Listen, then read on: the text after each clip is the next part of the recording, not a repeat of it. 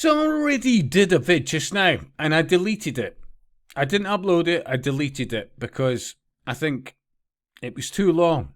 I've talked about this for bloody years. I don't think I've been on my own in that one either.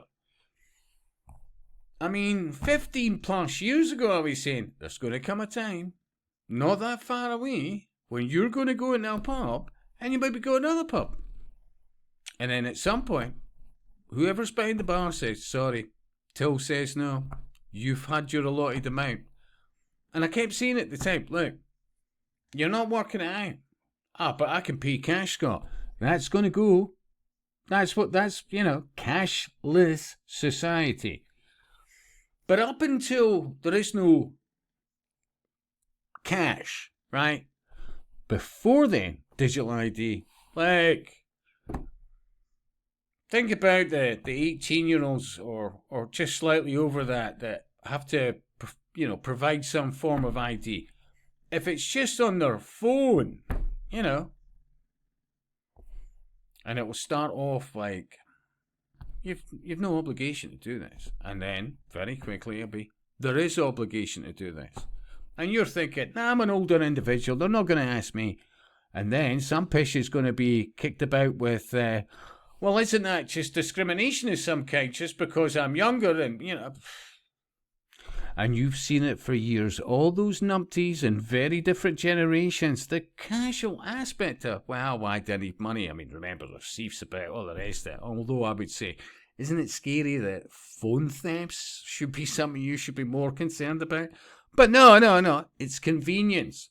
You got groomed into it with supermarkets. I'm a windswept and interesting, busy individual that has a data trail, and therefore I can control my funds better. Meanwhile, government's looking at all of it, and laws by the day that's saying, hey, fuck, you don't even have to be on any kind of unemployment benefit or receiving anything. You just have to know somebody who is. And the government has, and 50-odd plus organisations now, both private and public, which is ultimately corporations, but anyway, have access to it without your knowledge. And people just sleptwalked into it. And then add to that, all these fucking idiots, these lightweights that by the years seem to be more and more of them. Well, the government, well, maybe it is better for me because that way, anybody that has whatever perceived addiction. I'm sorry, I can't walk into a pub and actually have a couple of real ales as opposed to the programming some chemical lager shite and just be able to have a pleasant afternoon with pleasant people. Honestly, I know some ex-clients, for example, and they weren't shy about telling me that, look, Scott, I wouldn't have any of that chemical shite in my house. If people come round to me, I will provide them, I will have provided great wines, great beers, great whatever they're on, but without the chemical shite. Because I don't want Mr. Stella Artois turning up and turning my social gathering into shite. Oh, I absolutely get it. And there's people out there, quite rightly, with that mindset. Because I'll tell you, when you strip away, when you look at most problems when it comes to alcohol, it's what they're drinking. But that crowd will be up for it because they're like, well, it seems me having to have personal responsibility because I'm an alcoholic and a fuckwit, And this is why it's taken me days to do this vid, because in all honesty, it's going to go through. Of course it's going to go through.